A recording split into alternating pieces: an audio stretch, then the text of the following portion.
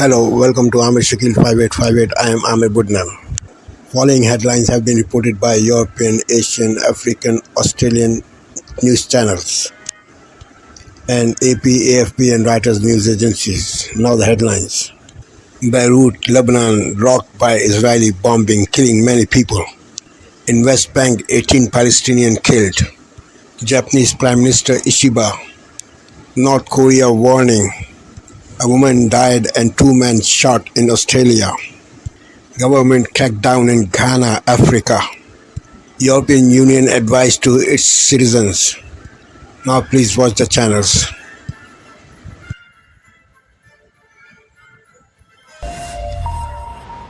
Hello, you're watching Daybreak here on France 24. I'm Yuka Yetade. Our top stories. Israel tells residents living outside a UN-declared buffer zone in southern Lebanon to evacuate, sending signals that the military may widen an invasion launched there against Hezbollah.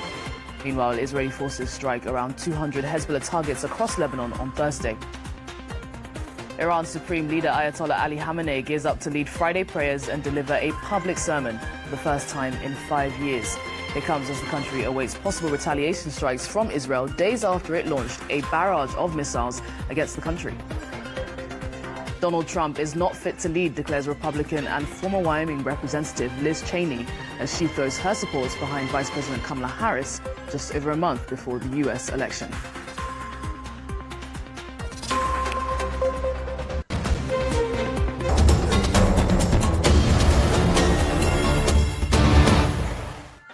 Demonstrations rocked the streets of Accra on Thursday, with protesters calling upon the release of 53 activists who were arrested last week during the anti-Galamsey demonstration. This is just the beginning of the protest, which has been scheduled to run until Saturday. The key organizer of the Stop Galamsey Now protest, Oliver Mause Baker, alongside 11 other protesters, were remanded into custody until October 8th by the court.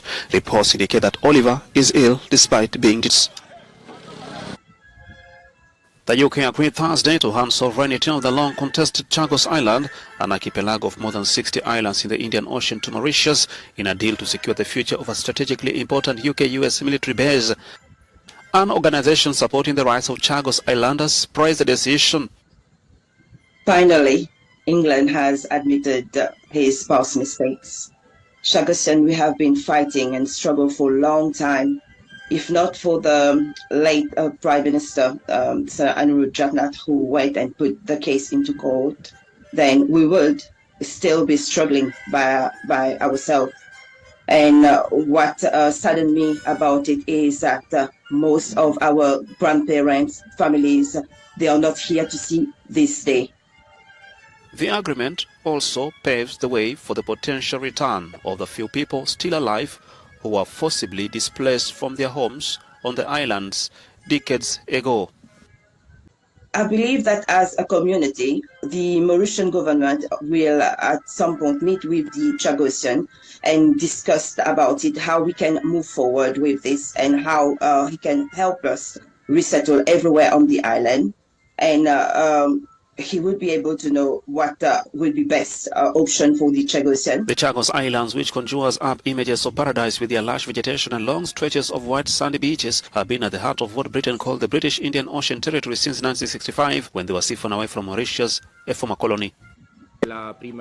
Interim ministers from the G7, a group including some of the world's most industrialized economies, gathered in Mirabella Eclano, southern Italy, on Thursday. The two-day summit will focus on migration and human trafficking, threats caused by international crises, drug trafficking, AI and cybersecurity. Italian Interim Minister Matteo Piantedosi welcomed delegations from France, Germany, Japan, Canada, the United Kingdom and the US. Some representatives of third countries including Libya, Tunisia and Algeria were also invited. Unauthorized migration to European Union nations declined sharply in the initial 8 months of the year. Informally known as a ring of fire, it drew crowds of spectators across South America. An annular eclipse took place in the skies above Patagonia on Wednesday, a phenomenon which occurs when the sun, moon and earth line up, the moon blocking all but a ring-shaped section of the sun. On the ground, crowds gathered to witness what some described as an emotional moment. It's a lot of emotion, a lot. I don't know how to tell you. It's something that can't be said. It has to be felt, you know? It's a huge emotion. To thank life. To be alive. A partial eclipse, where the sun appears as a crescent, was visible from several countries, including Brazil and Uruguay. It comes after an eclipse in April that was visible from parts of Mexico, Canada and the US. Those living in West Africa will be able to witness the phenomenon next year. His place was with his people, the words of one of the daughters of football legend Diego Maradona. She and her 4 siblings have welcomed a court ruling allowing their father's remains to be transferred to a public mausoleum, as have Maradona fans. I do not have a fully formed opinion on this matter, but what I care about the most is that the family is happy with this decision. If his daughters pushed for this to happen, I'm happy with it. Whatever the family decides in order for Mr. Diego Armando Maradona to rest in peace, I'm happy with. Maradona's body was buried in a private cemetery roughly 50 kilometers north of the Argentinian capital. The court in San Isidro issued the ruling following a request made by Maradona's 5 children. It said it had authorised the rights of removal for humanitarian and emotional reasons, adding that Maradona's family should decide when to make the move. Several people, including health professionals, are to stand trial for their alleged responsibility in Maradona's death in 2020.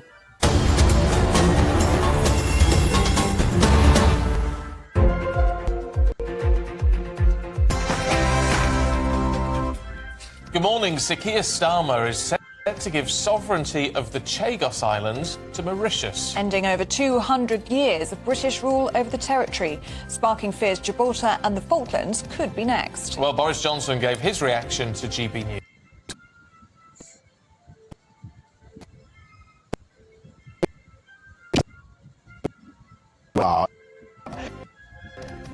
Johnson also the UK another referendum, this time on the ECA. Israel target.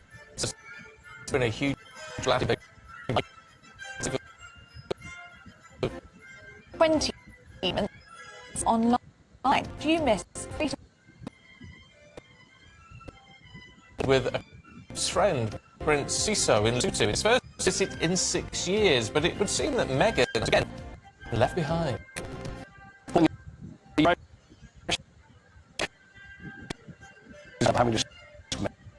3. Rangers lose up.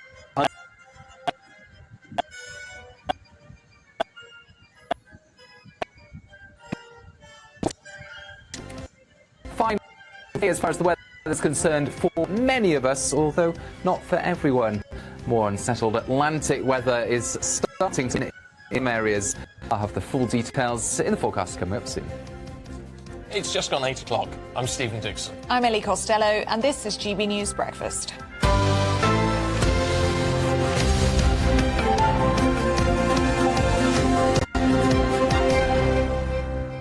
Them all going on the ECHR this morning. Yeah, I'm quite intrigued by this.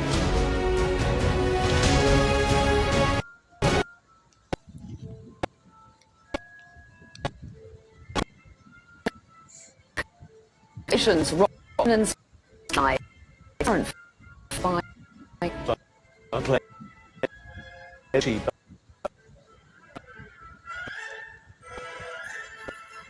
What was it?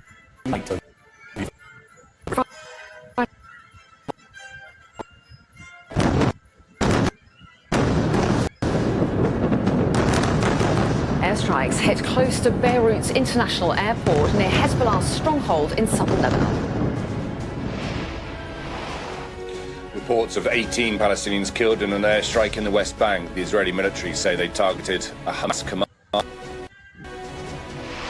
We also hear from rescue teams on the ground in Lebanon who claim they're being targeted by Israel's military. Also, residents who are sitting in the flat and tell Sky News they feel abandoned by the building's owners and management.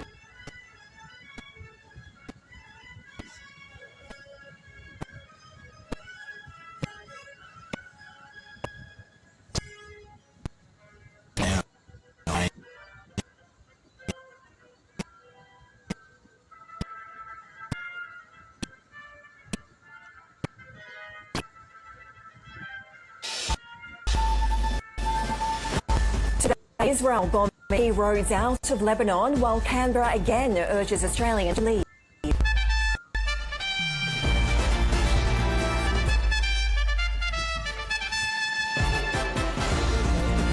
Anthony Albanese dismisses calls for Iran's ambassador to Australia to be expelled over his comments praising Hezbollah. New South Wales police shoot 2 men in Sydney's west following reports of a stolen vehicle. Queensland police launch an investigation into the death of a woman in July. They are now appealing for information about her husband's relationships. And the countdown is on. Penrith Panther fans are out and about ahead of Sunday's NRL Grand Final.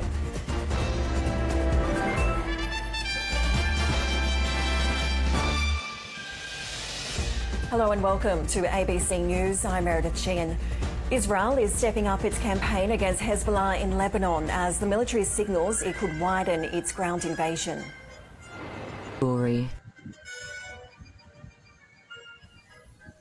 This is Asia Now. Good afternoon. It's 2 p.m. in Singapore and Hong Kong, 11:30 in New Delhi and 1 o'clock in Jakarta. I'm Ilakia Silveraji at this hour. Israel unleashes major strikes near the suburbs of Beirut as it expands its operation in Lebanon, issuing evacuation orders for more villages in the south. Japan's new prime minister gives his first policy address, raising concerns of a more divided and confrontational world due to the conflicts in the Middle East and Europe, and of course warning that today's Ukraine could be tomorrow's East Asia. North Korean leader Kim Jong-un threatens to use nuclear weapons on its southern neighbor if attacked by Seoul and its ally, Washington.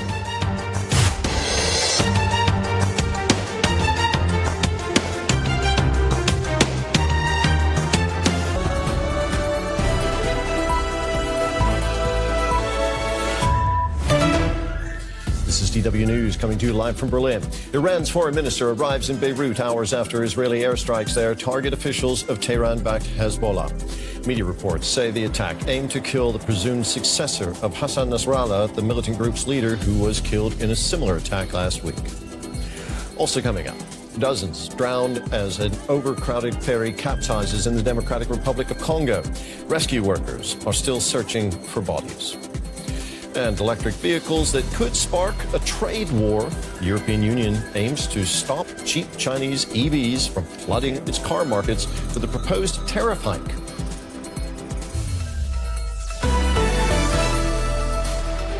Pro News. The news. EU countries continue to evacuate their citizens from Lebanon as fighting between Israel and Hezbollah escalates. Israel extends evacuation orders in southern Lebanon as explosions continue in Beirut throughout the night. 2 Swedish teenagers are arrested in connection with explosions near the Israeli embassy in Copenhagen on Wednesday. Volodymyr Zelensky appeals for better air defense cooperation in a bid to strengthen the front line before winter sets in.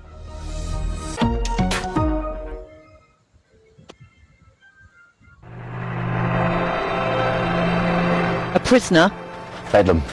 Just totally out of control. I've never felt so unsafe in a jail. No matter what jail I've been to, I've never felt that unsafe. A prison officer. They got the prisoners. They just want to hurt the prisoners. They love it. 2 people on opposite sides of the divide. The same damning story about Park, a men's prison in Bridgend in South Wales, run by the private security company G4S. A prison which has seen 13 deaths so far this year, a staggering rise in violent incidents, and now 4 officers being investigated for alleged serious misconduct. Michael Roberts knows the jail only too well. He was one of the first prisoners sent there just after it opened in 1997. Convicted of attempted armed robbery in 2006 and given a controversial indeterminate sentence, he's been recalled several times, spending time in a raft of jails, coming full circle back to Park until he was finally released in May. He says it's the most terrifying prison he's been in, and not because of the prisoners. You've got staff goading prisoners, trying to make prisoners snap, so as then they got an excuse to fold them up. When I say fold them up, I mean using restraints on them. People who tend to cut themselves up do bad damage to themselves, and you've got staff when they're banging their doors, yeah, basically laughing at him and saying, keep banging, keep shouting, no one's listening. He should be on a hospital wing where he's going to get the help, and he's not. He's on a wing getting terrorised by staff. And you talk about terrorising, that is quite an allegation. It is terror. It's not an allegation, it's a fact. I've seen it happen. Michael claims it is organised and it is tactical, often involving the same group of officers who like to call themselves the heavy mob.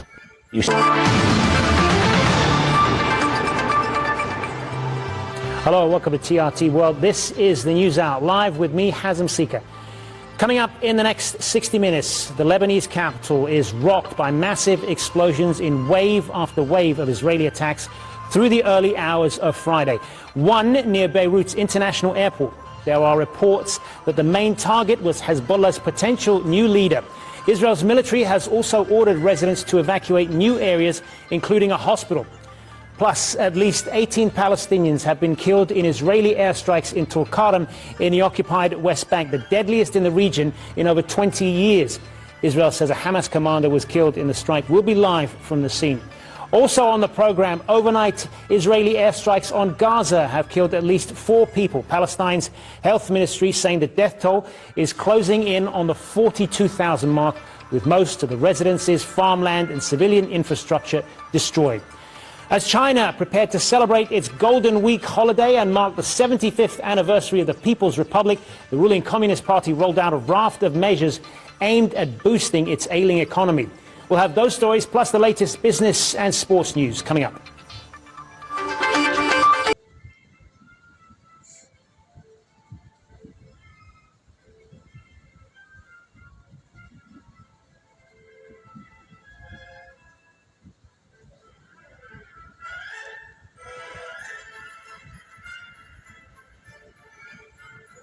Thank you for sparing your precious time.